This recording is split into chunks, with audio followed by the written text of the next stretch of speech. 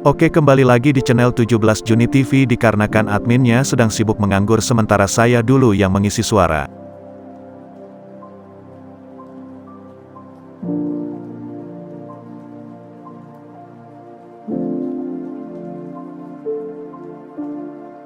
Di awal film, kita diperlihatkan dengan para penjahat yang merampok pengangkut senjata di Odessa, Ukraina. Tidak hanya itu saja, mereka juga membantai para ilmuwan dan mengambil senjata AI yang super canggih. 2 hari kemudian, kita diperkenalkan dengan seorang agen yang bernama Nathan, dipanggil ke kantor pemerintahan. Setibanya di sana, Nathan diberi tugas oleh Kennington untuk merebut kembali senjata AI yang dicuri 2 hari yang lalu. Awalnya Nathan menolak, namun akhirnya ia setuju mengambil misi itu. Setelah Kennington menjelaskan apabila senjata tersebut jatuh ke tangan yang salah, maka dunia akan hancur. Untuk melancarkan misi, Nathan pun menyodorkan seorang mata-mata super untuk memimpin pasukannya. Dia bernama Orson. Melihat itu, awalnya Kennington menolak, karena bayarannya sangatlah mahal. Terlebih lagi ia juga banyak maunya. Sebagai gantinya, Kennington menyarankan Nathan untuk memakai jasa John saja. Nathan pun menjelaskan, jika saat ini John sudah bekerja di pesaingnya, yaitu Mike Hawk. Karena tak ada pilihan lagi, akhirnya Kennington setuju. Dan Nathan pun pergi ke Afrika menemui Orson yang lagi masa pemulihan. Di sana, Nathan panjang lebar menjelaskan tujuannya. Namun dengan tegas Orson menolak, karena saat ini ia sedang pemulihan. Setelah Nathan menjelaskan jika bayarannya sangatlah mahal, dan terlebih lagi ini menyangkut keamanan dunia, akhirnya Orson setuju, dan mereka pun terbang ke Madrid, Spanyol untuk memulai misi. Setibanya di Madrid, sudah ada 2 orang yang menunggu. Dia bernama Sarah dan JJ Davis. Sarah merupakan seorang peretas hebat, sedangkan JJ seorang sniper, dan ahli dalam segala hal. Dan faktanya, ternyata mereka berdua dibayar untuk membantu Orson di misi ini. Singkat cerita, mereka langsung ke bandara untuk merebut hard drive dari seorang kurir pengantar yang bernama Donald. Mereka pun membagi tugas, di mana Sarah berada di kantor untuk meretas kamera, dan memandu tim lewat mikrofon. Sedangkan Orson, JJ, dan 2 tim bantuan lagi yang bernama Jen dan Marsha memantau pergerakan Donald. Secara profesional, mereka mengawasi dan akan menyergap Donald di tempat sepi. Namun semuanya tidak semudah yang dibayangkan, karena di sana juga ada tim lain yang juga menginginkan hard drive itu. Satu persatu, mereka melumpuhkan Jen dan Marsha tanpa diketahui oleh Sarah. Sarah yang curiga karena mereka berdua tidak ada respon. Akhirnya ia menyadari jika ada peretas lain yang memanipulasi kamera. Mendengar itu, Orson pun menyadari jika pelakunya ialah John, yang saat ini bekerja kepada Mike. Sarah yang berhasil mengatasi komputernya, langsung memberitahu Orson jika ada 2 orang yang akan menyerangnya dari belakang.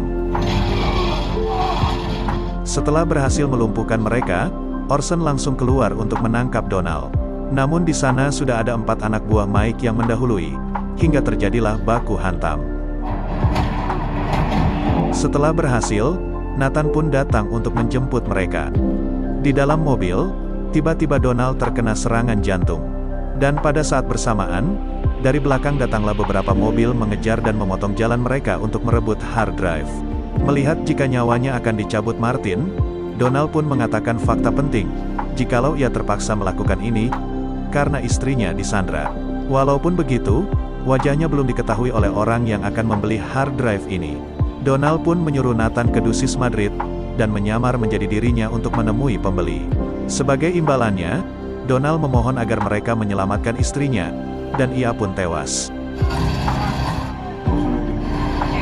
Pada saat itu pula, mereka berpacu pada waktu, karena dari luar kelompok Mike membuka paksa pintu mobil. Sesaat datanya sudah disalin, pintu mobil terbuka, dan Mike pun mengambil salinan hard drive itu. Dari mikrofon Sarah menjelaskan jika mereka tak perlu khawatir, karena benda itu tak berguna tanpa kata sandi. Jalan satu-satunya ialah Nathan harus menyamar menjadi Donald, untuk mengetahui siapa yang membeli cakra hard drive itu. Singkat cerita Nathan pun menyamar menjadi Donald, dan menemui pembelinya. Sarah yang mendeteksi wajahnya dari kamera tersembunyi, akhirnya mengetahui jika salah satu dari mereka bernama Ben Harris, yang merupakan seorang pengacara dari bos mafia penjual senjata ilegal, yang bernama Greg Simon. Melihat itu, Orson pun merasa pesimis dan tak yakin bisa menangkap Simon, karena ia sangat lincah, dan salah satu pedagang senjata terbesar di dunia. Sarah yang melihat jika Simon menyukai anak yatim, dan sangat ngefans dengan artis Denny Francisco, akhirnya mempunyai ide untuk memanfaatkan itu. Dengan cepat, mereka bergegas kembali ke Amerika untuk menjemput Denny. Singkat cerita mereka pun tiba. Dengan menyamar sebagai agen baru Denny, Orson berhasil lolos, dan berbicara empat mata dengan Denny. Di sana Orson meminta tolong darinya untuk mengikuti acara amal yang akan diselenggarakan oleh Simon di Prancis. Awalnya Denny menolak dengan tegas, namun akhirnya ia tak bisa berkutik lagi, setelah Orson menunjukkan jika ia mempunyai video panas Denny dengan kakak iparnya. Tak ingin nama keartisannya hancur akibat video 19 detik itu, akhirnya Denny mau menuruti kehendak dari Orson. Tak panjang lebar, mereka bertiga pun pergi menggunakan bot.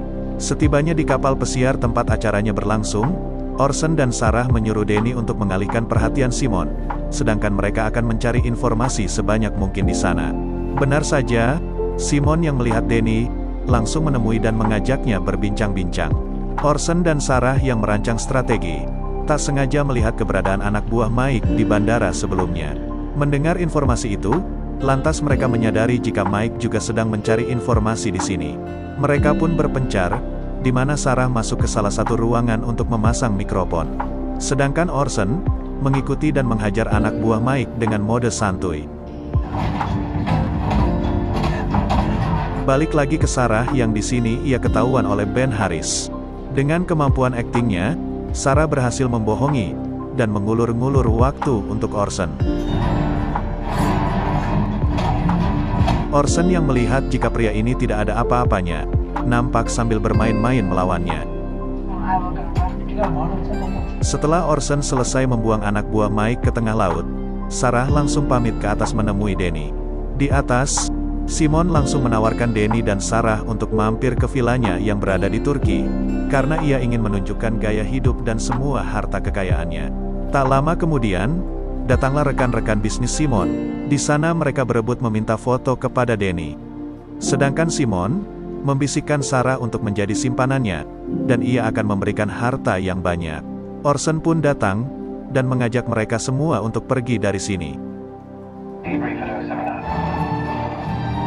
Berpindah ke Nathan dan JJ yang sedang mendengarkan pembicaraan Simon kepada rekan bisnisnya. Dari pembicaraan itu, terungkaplah jika senjata AI itu akan dijual dengan harga 10 miliar dolar. Dan yang lebih penting lagi, ternyata Simon hanya perantara saja, karena pembeli yang asli belum terungkap identitasnya. Pagi harinya, mereka pun briefing membahas siapa orang yang akan membeli senjata AI itu. Karena tak ada pilihan lagi, akhirnya Orson memutuskan untuk terjun sendiri menyelinap ke dalam rumah rekannya Simon untuk mencuri data pembeli. Singkat cerita malam pun tiba, di mana Orson secara diam-diam menyelinap dengan membawa gas bius. Dengan dibantu oleh Sarah yang meretas CCTV, Orson langsung mengalirkan gas itu ke dalam saluran udara di penjuru ruangan. Setelah semua orang pingsan satu persatu, Orson pun masuk ke dalam kamar dengan santainya. Berdasarkan dari panduan Sarah, Orson berhasil membuka brankas, dan mengkopi seluruh data di dalam laptop itu. Setelah selesai, Orson sekalian mencuri uang dan seluruh perhiasan mereka, untuk mengelabui seolah-olah ini perampokan. Namun baru saja ia keluar pintu, Orson ketahuan oleh dua penjaga yang masih sadar. Orson pun berpura-pura ketakutan, sehingga mereka berdua terkecoh. Dan pada saat yang tepat, Orson langsung mencengkram biji puyuh, dan menghajar mereka berdua dengan sangat mudah. Pagi harinya, mereka pun berkumpul kembali untuk mengecek hasil kopian Orson semalam. Namun setelah dicari-cari, mereka tak menemukan barang apa yang akan Simon jual. Tak lama kemudian, mereka mendengar percakapan antara Simon dengan seseorang yang bernama Kasim. Di sana Kasim memberitahu Simon, jika rekan mereka Alexander kerampokan oleh orang misterius tadi malam. Berdasarkan dari interogasi, terungkap jika pelakunya seorang diri, dan menghabisi dua pengawal pribadi Alex dengan mudahnya. Orson yang mendengar itu nampak santuy, karena identitasnya tidak diketahui. Sarah yang sedari tadi meretas mereka, akhirnya berhasil mendapatkan titik lokasi sekaligus identitas Kasim, yang ternyata ia merupakan seorang pejabat pemerintah Turki. Tidak itu saja, mereka juga mengetahui jika Simon dan Kasim akan mengadakan pertemuan rahasia dalam 3 hari lagi, Untuk mengetahui apa yang akan mereka lakukan, Nathan menyuruh Sarah dan Danny untuk menerima undangan Simon main ke vilanya di Turki. Singkat cerita, kini Sarah dan Danny telah tiba di Turki, dan disambut dengan khusus oleh Simon bersama pengawalnya. Tak ingin buang-buang waktu, Simon langsung menunjukkan seluruh koleksi mobil antiknya di sana. Melihat jika Danny menyukai salah satu mobilnya, Simon tanpa pikir panjang langsung memberikannya kepada Danny, dan mereka berdua pun langsung melakukan test drive. Sedangkan Sarah yang tinggal, bergegas melakukan rencananya untuk mengotak-atik komputer Simon. Melihat jika di atas ada CCTV yang dipantau langsung oleh Emilia, asistennya Simon, Sarah berbalik arah untuk meretasnya. Berpindah ke Orson dan JJ yang ternyata saat ini sedang memantau pergerakan Kasim. Di sana Orson dibuat terkejut, karena ia melihat ada Mike juga yang memantau Kasim. Sarah yang selesai meretas CCTV, langsung melancarkan aksinya mengotak-atik komputer Simon untuk mencari informasi. Orson yang melihat Ben Harris, memutuskan untuk membuntutinya secara diam-diam. Tak butuh waktu lama, Sarah mengetahui, dan melaporkan kepada Nathan jika Simon hanya membeli senjata AK-47 hasil rampokan di awal film. Nathan yang mendengar itu nampak kecewa, karena mereka telah salah orang, karena Simon bukan pembeli senjata AI yang mereka cari. Nathan pun menghubungi Orson untuk balik, karena mereka sudah salah orang. Namun Orson yang sudah sangat yakin jika Simon terlibat, memutuskan untuk tetap membuntuti Ben Harris secara diam-diam. Ben Harris yang sudah menyadari itu, langsung mengabari Simon jika ia dibuntuti. JJ yang menyadap pesan Ben Harris, lantas mengetahui itu, dan mengabari Orson jika ia sudah ketahuan. Tidak itu saja, JJ juga menyuruh Orson untuk mengambil tindakan, karena Ben Harris meminta bala bantuan dari Simon. Mendengar itu, Orson pun langsung menyergap, dan menghajar pengawal Ben Harris dengan sangat mudah. Tak ingin tertangkap, Ben Harris segera kabur dengan mencuri motor orang. Dengan bantuan arahan dari JJ, Orson mengejarnya dengan melewati jalan pintas. Setelah cukup lama main kejar-kejaran, Ben Harris berhasil mengecoh Orson dengan menaiki gedung. Karena ia tak mempunyai akses ke dalam gedung itu, Orson memutuskan untuk mengejarnya melewati tangga. Melihat jika ada orang, Ben Harris pun memiliki ide untuk mengelabuhi Orson. Di sana Ben Harris berpura-pura meminta tolong untuk difotokan. Setelah itu secara diam-diam ia memasukkan HP-nya ke dalam saku orang itu. Dan pada saat Orson tiba di atas, ia tak menemukan keberadaan Ben Harris, padahal titik lokasi mereka telah akurat. Orson yang bingung lantas melihat ke bawah, dan alangkah terkejutnya ia setelah melihat jika ada mayat tergeletak di bawah. Dan faktanya, itu adalah orang tadi yang didorong oleh Ben Harris. Orson yang lengah, lantas Ben Harris mencoba mendorongnya pula dari belakang. Dengan kereflekannya, Orson berhasil menghindarinya. JJ pun bergegas mengangkut mayatnya, dan mereka pun segera balik. Setibanya di markas, mereka mendapatkan kabar dari Kennington jika data yang dikirim oleh Sarah dari komputer Simon adalah benar dan akurat. Jika mereka akan bertransaksi cakra hard drive untuk mengaktifkan senjata AI, tak main-main. Senjata tersebut ternyata dapat melancarkan serangan nuklir, yang pelakunya tak bisa diketahui. Walaupun begitu, orang yang akan membeli hard drive itu belum mengetahui wajah Ben Harris, karena mereka bertransaksi hanya melalui pesan suara. Mengingat jika Ben Harris telah tewas, akhirnya Orson memutuskan untuk menyamar menjadi Ben Harris, demi menggagalkan para penjahat yang akan menghancurkan bumi. Agar semuanya lancar, Orson meminta bantuan Sarah untuk merubah suaranya agar mirip dengan Ben Harris, pada saat ia akan menelpon Simon nantinya. Setelah semua rencana disusun rapi, Orson langsung menemui pembeli hard drive. Pada saat itu pula, Sarah berhasil merubah suara Orson menjadi suara Ben Harris lewat HP-nya, sehingga ia tak dicurigai, dan langsung dibawa ke tempat tujuan transaksi. Sedangkan Simon yang belum mengetahui jika Ben Harris telah tewas, terlihat jika ia nampak biasa saja, dan permisi sebentar untuk menghubungi Ben Harris untuk memandu transaksi. JJ yang berhasil membuntuti mereka dari belakang, segera turun untuk melindungi Orson dengan sniper. Setibanya di titik transaksi, terungkaplah jika pembelinya bernama Sergei. Tak mau buang-buang waktu, Sergei langsung membuka koper hard drive, dan meminta Orson untuk memasuki 15 kode kata sandi untuk membukanya. Dengan bantuan dari Sarah, Orson segera menelpon Simon untuk meminta kode. Dan benar saja, Ternyata Simon berhasil terkecoh.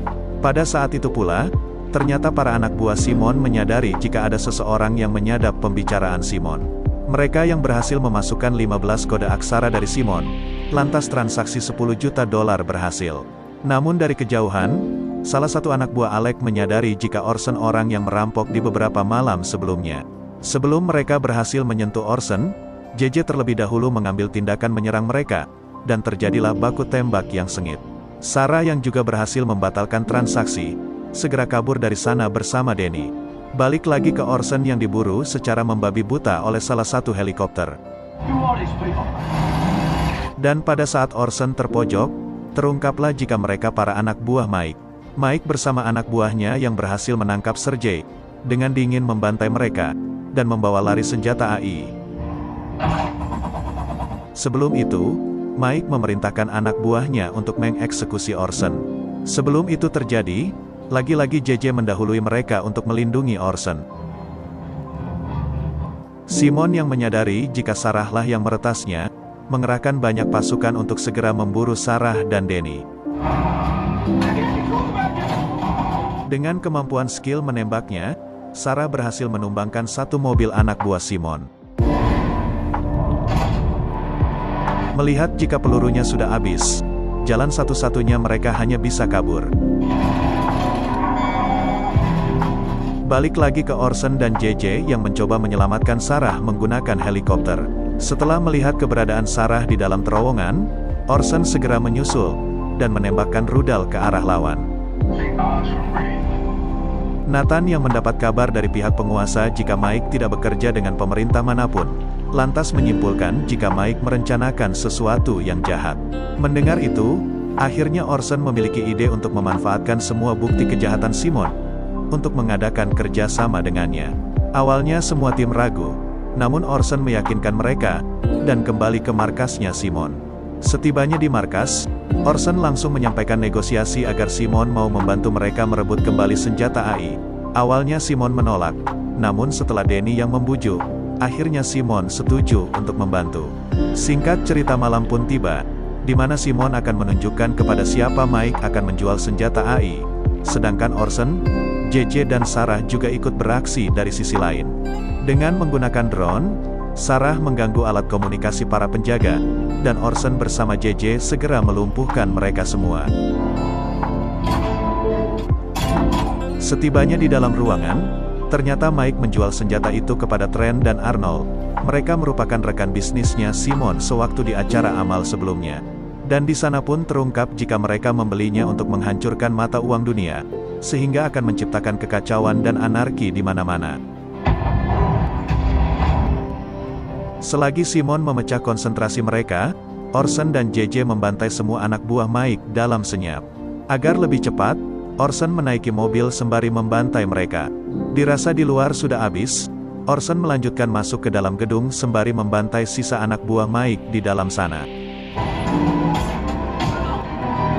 Entah apa yang dibicarakan oleh Simon, sehingga mereka semua saling bantai di dalam sana. Setelah Orson berhasil menghabisi semua anak buah Mike, ia langsung masuk ke dalam ruangan transaksi. Di sana Orson terkejut melihat jika semua orang sudah tak bernyawa. Sesaat ia akan pergi membawa senjata AI, ternyata dari belakang Mike menyerang Orson. Mike yang tak bisa bela diri, nampak dihajar secara membabi buta oleh Orson. Setelah berhasil menang, Orson pun keluar dan dijemput oleh JJ dan Sarah. Besok paginya, mereka pergi ke Doha, Qatar untuk memberikan senjata AI itu kepada Nathan. Karena misi sebelumnya telah sukses, di sini Nathan memberi mereka pekerjaan lagi, dan bayarannya jauh lebih tinggi. Namun dengan tegas Orson menolak, karena mereka ingin liburan ke Pulau Kemarau untuk melepas penat terlebih dahulu, dan film pun selesai.